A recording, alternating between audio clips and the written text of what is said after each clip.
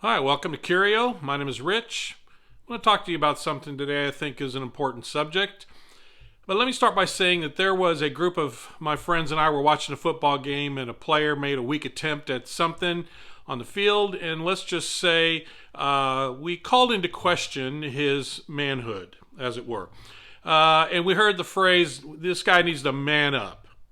And I thought about that for a second. I thought about, all right, what does it mean to man up? I mean, really, does just possessing a certain male anatomy mean you're a man? And so, I don't know, I thought about what does it mean to man up? I think I've seen in some other sporting events what I thought was a man's response. Like I was watching this hockey game once in the Dallas area where the Dallas player had collapsed in the tunnel on the way back to the locker room, and his heart literally had stopped. And they had to revive this hockey player in the tunnel with the defib machine. Players on the bench were openly concerned. Some were even crying because their teammate had just possibly died in the tunnel. Well, the guy was revived, and the first thing he said when he was revived, he looked at everybody standing over him and he said, "Can I go back into the game?" Now, to me, I thought that was a pretty manly response. But is that really what a man is? Okay? So I'm asking myself the question, what does it mean to man up? And maybe a better way to ask it is, what is the definition of a real man? Or what do real men do? Okay? Now, this is not, what I'm about to say does not mean that women don't do these things. In fact, they do some of these things, if not all of them. But that's another discussion. We're talking about what real men do. What's the difference between a boy and a man? Mature and immature. Grown-ups, men versus kids. All right? Now, these are things that I have either observed in my life, or they're things that I've seen and I said to myself, I want to be like that, or I've said the opposite, I don't want to be like that either. So these are just some of those observations of what I've observed about what I think a real man is. First of all, real men serve. Now, I know that doesn't sound like something you'd hear, but to me, a real man is someone who can serve other people. And contrast to that, compared to that, is that real men lead. They either lead naturally or they lead by necessity. I'm not saying every man has to be a leader, but I do know that sometimes men have to take the lead. Sometimes women have to take the lead. But to me, leading and serving do not contradict each other. Real men lead sometimes by serving. I remember once I was at a football game, and my wife and I were sitting there. It was at a high school game, and we were watching this young man lead, or I should say walk down the aisle with his date behind him. And the guy kept turning around and saying, well, where do you want to sit? Do you want to sit, do you want to sit here? Do you want to sit here? And I could tell the girl was getting frustrated.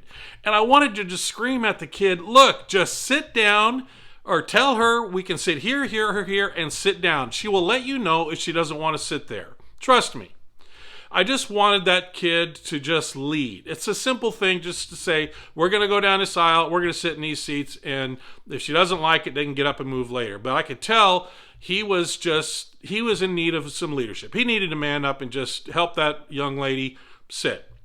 I would say leaders also, or men also as leaders, know where they're going. Hopefully it's in a good way, but they know they're going in a good direction, and they encourage people to follow them. I know there's been people who I've known who have said that they were leaders, but I didn't note that anybody was following them. In fact, I wanted to tell this one person that I knew, look, you can call yourself a leader all day, but if nobody's following you, you're just taking a walk. So to me, real men both lead and they serve by leading. Something else I've observed that I think real men do is real men are ethical. They do the right thing. They do the right thing because it's the right thing, not because they're going to get something, not because it's to their advantage, even though it might be, but they just do the right thing. When I interview for jobs positions in the last 40 years of looking for work, what features prominently when I describe my business model, I say I operate with ICE. ICE stands for integrity, consistency, and efficiency, but integrity is at the top of the list. When I leave a company, I want them to say about me that he was honest. All right, so I think a real man is ethical. They do the right thing. To me, real men control fear, or they fight it. I'm not saying real men don't have fear or real men aren't afraid, but I think real men have figured out how to control their fear. In other words, something needs to be done. I'm the person that needs to do it.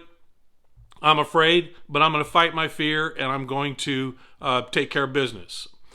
I have never been to war, all right, and nor do I want to. I'm probably too old. Nobody would have me.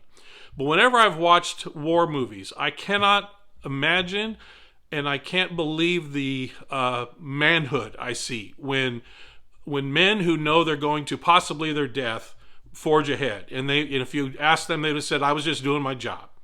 Bullets are flying, whatever, bombs are bursting, they're forging ahead, and they fight their fear. To me, there is a component of real manhood in that. Now, and maybe compare to that is that real men are strong. And I don't mean that they're muscular necessarily, but I see a real man as someone with some degree of power that they've put under control. The word meekness gets bad press. Meekness really just means I have the strength and the power to overthrow you, but I choose not to. I choose to be kind. I can whip you physically. I can whip you intellectually. I can whip you emotionally maybe, but I choose not to. The picture of the man that always comes to my mind is Mr. Miyagi in The Karate Kid.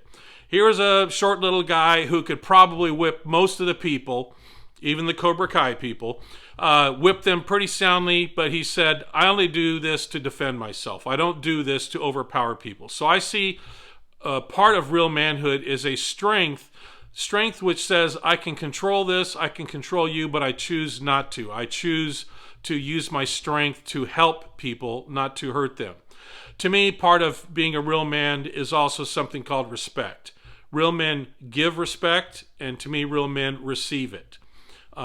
You can't command somebody to respect you, but to me, a real man receives respect. People have figured out by your character, by your life, by what you do, that this person needs to be respected.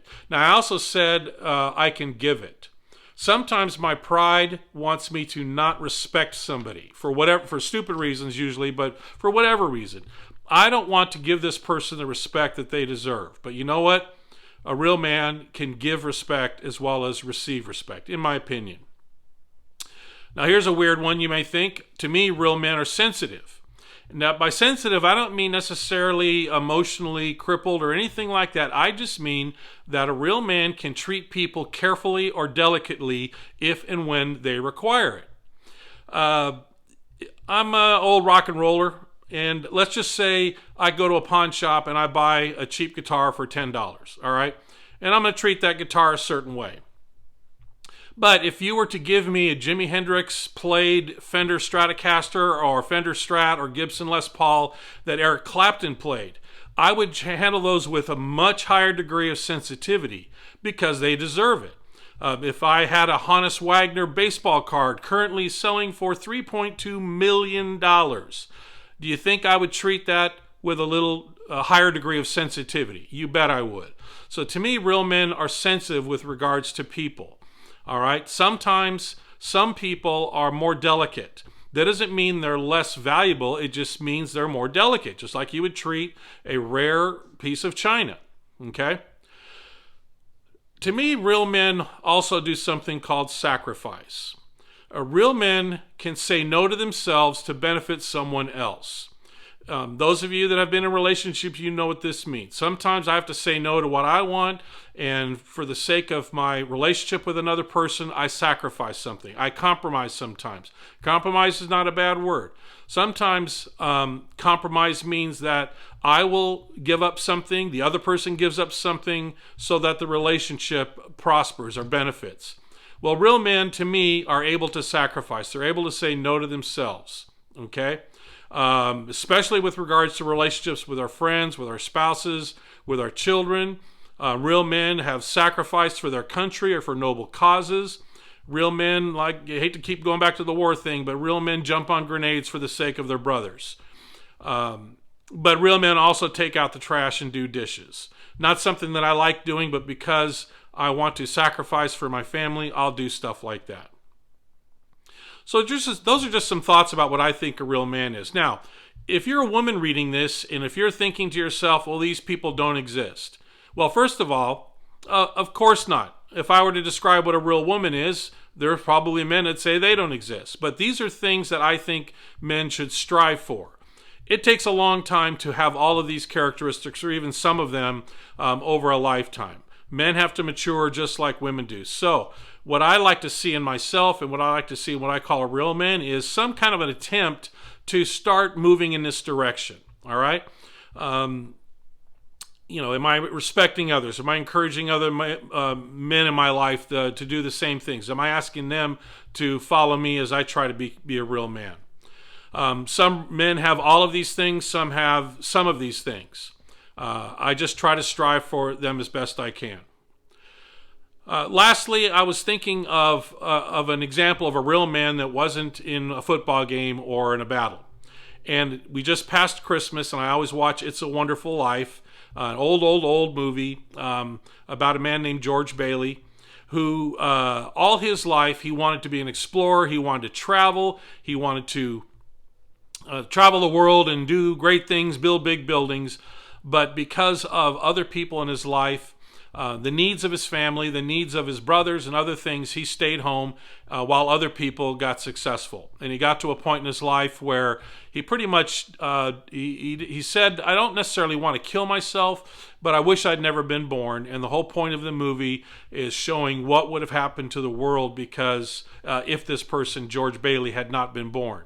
To me, he exhibited so many of these traits of being a real man, and I won't spoil the movie for you in case you've never seen it, but he showed all kinds of these traits while never having to shoot a weapon, fight on a football field or whatever else. But he sacrificed, he led, he served, he was honest, he was ethical, he gave respect, people respected him, he was sensitive. But he was powerful in his own way, that he can take control of his emotions. He did things that he might have been afraid of doing, but he did them anyway because someone else needed it. So that's my idea of what I think a real man is. There is one man that I know personally that I think has all of these qualities. And if you're wondering, well, who is this magic person? Well, his name is Jesus Christ. And if you want to know more about him, there's other places you can go to on our website to talk about Jesus. But to me, Jesus Christ was the best and most real man that I've ever seen. I haven't seen him, actually. Real man I've ever brought into my life. Anyway, that's what I think a real man is. I hope this was helpful. We hope to see you again here real soon at Curio, and you can find something that can help you with your walk through life. Thanks very much.